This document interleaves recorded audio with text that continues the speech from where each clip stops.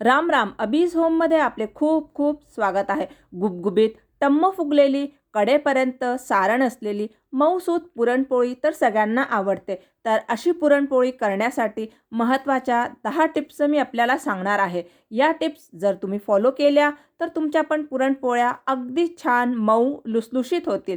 तर टिप 1, तर पुरणपोळीसाठी डाळ व साखर समप्रमाणात घ्यावे. म्हणजे 1 वाटी डाळ तर 1 वाटी साखर किंवा गूळ घ्यावा. आता वजनी प्रमाण मी आपल्याला सांगते. अर्धा किलो डाळ घेतली तर अर्धा किलो साखर किंवा अर्धा किलो गूळ घ्यावा. सर्वात जुने माप आहे. यामुळे पुरणपोळी प्रमाणात गोड होते. टिप 2, हरभरा डाळ अर्धा तास भिजत घालावी किंवा कुकरमध्ये डाळीच्या 3 ते 4 पट खळखळ उकळते गरम पाणी घालावे. यामुळे डाळ लवकर शिजते, पुरण अगदी मऊसूत होते.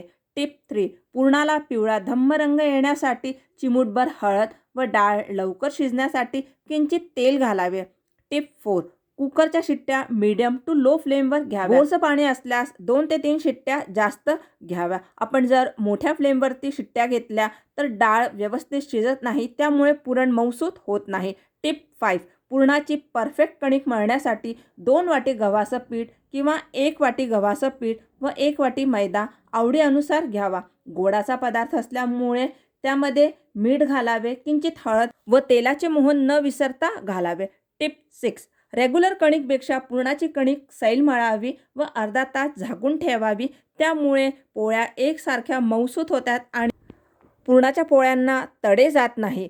टिप 7, पुरणाचा कट सगळा काढून घ्यावा. डाळीत पाणी जास्त राहिल्यास साखर किंवा गूळ घातल्यानंतर पुरण शिजायला वेळ लागतो, कारण की साखर घातल्यानंतर पाण्याचं प्रमाण त्यामध्ये वाढतं, त्यामुळे पुरण शिजायला खूप वेळ लागतो.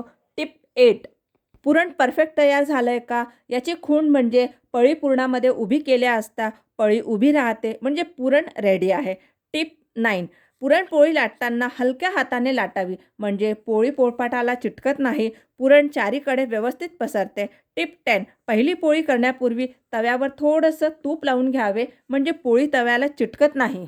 तर ह्या अगदी छोट्या छोट्या टिप्स आहे ज्या मला माहीत होत्या आणि अगदी महत्त्वाच्या आहे. तुम्हीसुद्धा जर या फॉलो केल्या तर तुमचीसुद्धा पुरणपोळी खूप छान व्यवस्थित बनेल. तर रेसिपी आवडली असणार तर लाईक करून, ज्यांना खरंच गरज आहे त्यांना नक्की शेअर करा आणि खारीचा वाटा उचला. चॅनलवर नवीन असणार तर चॅनलला सबस्क्राईब केल्यानंतर बेल आयकन दाबायला विसरू नका, म्हणजे येणाऱ्या व्हिडिओजचे नवीन नोटिफिकेशन सगळ्यात आधी आपल्याला मिळतील. पुन्हा भेटूया एका नवीन व्हिडिओसोबत. तोपर्यंत स्वस्त रहा आणि मस्त रहा. धन्यवाद.